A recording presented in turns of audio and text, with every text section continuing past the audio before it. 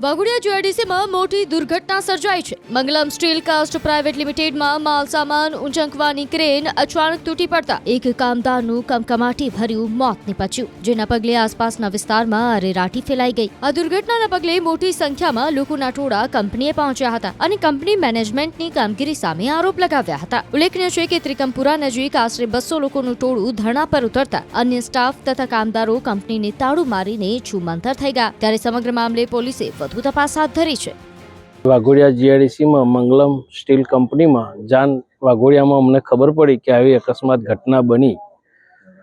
અમારા ગામનો છોકરો છે એટલે તાત્કાલિક મેં વિરેન્દ્રસિંહ બાપુને જાણ કરી અને અમે બંને જણ ખડે પગે એની ચર્ચા ઉપર ચાલ્યા અને તપાસ કરતાં અમને માહિતી એવી મળી કે કંપનીની અંદર એ પાર્ટ હતો 2 થી 3 ટનનો, એ ક્રેનની અંદર એ અંદર ઉપર ચડાવે એ રીતે કંઈ કામગીરી કરે છે, પણ કંપનીએ અમને કે એમના પરિવારને કોઈને પણ ફોન કર્યો નથી અને અમને કોઈ પણ કંપનીએ જાણ નથી કરી। બીજું, બનાવ બન્યા પછી આ લોકોની શેઠ જાતેની એની ગાડી હતી પણ એમની ગાડી કોઈ ઉપયોગ ના કર્યો અને 108ની ગાડીનો રાહ જોયો।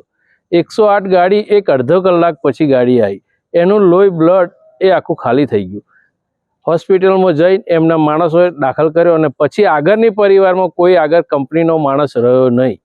જાતે અમે હોસ્પિટલમાં, સયાજી હોસ્પિટલમાં અમે વિરેન્દ્રસિંહ બાપુ અમે બંને જઈ રાતે એની છાનબીન કરી અને અમે યોગ્ય વળતરની અમે માગણી કરી છે। જ્યાં સુધી યોગ્ય વળતર એમને ન્યાય નહીં મળે ત્યાં સુધી અમારું 24 કલાક આંદોલન ચાલુ રહેશે। મારા છોકરાને કંપની આવતો હતો ને એક્સિડન્ટ થયું એમ કંપનીમાં, અને કંપનીના શેઠે કંઈ અમને જાણ કરી નહીં। 108માં કંઈ દવાખાનામાં લઈ ગયા, પછી વાયામાં ખબર પડી તો અમે દવાખાને પહોંચ્યા। આ ઘટના કંપનીમાં જ બની? આ કંપનીમાં જ બની હતી। ઘટના બન્યા બાદ કંપનીના જે લોકો છે એ લોકો દ્વારા તમારો સંપર્ક કરવામાં આવ્યો છે? ના, હજુ સુધી કોઈ પણ પ્રકારનો સંપર્ક? ના, કોઈ પ્રકારનો। અત્યારે કંપની ચાલુ છે કે બંધ છે? બંધ છે અત્યારે કંપની।